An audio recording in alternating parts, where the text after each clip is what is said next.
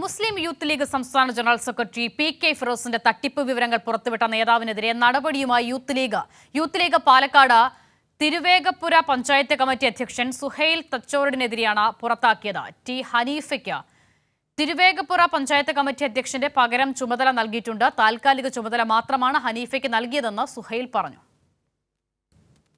തിരുവേഗപ്പുറ പഞ്ചായത്ത് മുസ്ലിം youth league അധ്യക്ഷൻ Suhail തച്ചറടി P K. ഫിറോസിന്റെ ചില തട്ടിപ്പ് വിവരങ്ങൾ പുറത്തുവിട്ടിരുന്നു. പട്ടാമ്പിക്കൊപ്പത്തെ ഹോട്ടലുമായി ബന്ധപ്പെട്ട വിവരങ്ങളും ധോത്തി ചലഞ്ചിലെ തട്ടിപ്പും കെ.ടി. ജലീൽ എം.എൽ.എക്ക് നൽകിയത് സുഹൈലാണെന്നാണ് വിവരം. ഇത് സുഹൈൽ തന്നെ പ്രാദേശിക നേതാക്കളോട് പറഞ്ഞിരുന്നു. എന്നാൽ സുഹൈൽ നിഷേധിച്ചു. കെ.ടി. ജലീലുമായി സംസാരിക്കുന്നത് സഹപ്രവർത്തകരാണ് പുറത്തുവിട്ടതെന്ന് സുഹൈൽ. എന്റെ പാർട്ടിനെ ഒറ്റിക്കെടുക്കുന്ന ഒരു പ്രവൃത്തി എന്റെ ഭാഗത്തുനിന്നുണ്ടായി.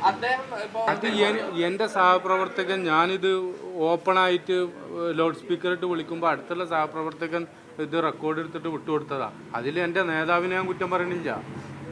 എന്റെ നേതാവിനെതിരെ എന്തെങ്കിലും അതിൽ പറഞ്ഞിട്ടുണ്ടോ? യൂത്ത് ലീഗ് സംസ്ഥാന ജനറൽ സെക്രട്ടറി പി.കെ. ഫിറോസിന്റെ തട്ടിപ്പ് ജലീലിനെ അറിയിച്ചതിന് പിന്നാലെയായിരുന്നു നടപടി. ടി ഹനീഫയ്ക്ക് പകരം ചുമതല നൽകിയിട്ടുണ്ട്. അത് താൽക്കാലിക ചുമതല മാത്രമാണെന്ന് സുഹൈൽ പറഞ്ഞു.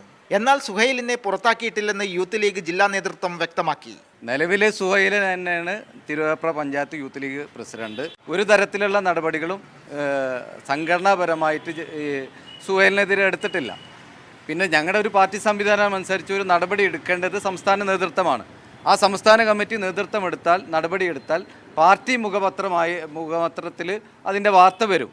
അത്തരത്തിൽ വല്ല വാർത്തയും ജലീലിൻ്റെ കൈവശം ഉണ്ടോ എന്നുള്ളത് ജലീലാണ് പറയേണ്ടത്. പ്രാദേശിക ലീഗ് നേതാക്കളുടെ തട്ടിപ്പുകളും അഴിമതികളും സുഹൈലിനറിയാം. ഇത് പുറത്തു വരുമോ എന്ന ഭയത്തിലാണ് നേതാക്കൾ. സുഹൈലിന്റെ മെമ്പർഷിപ്പ് പുതുക്കാതെ പുറത്തു കളയാനാണ് നേതൃത്വത്തിന്റെ നീക്കം.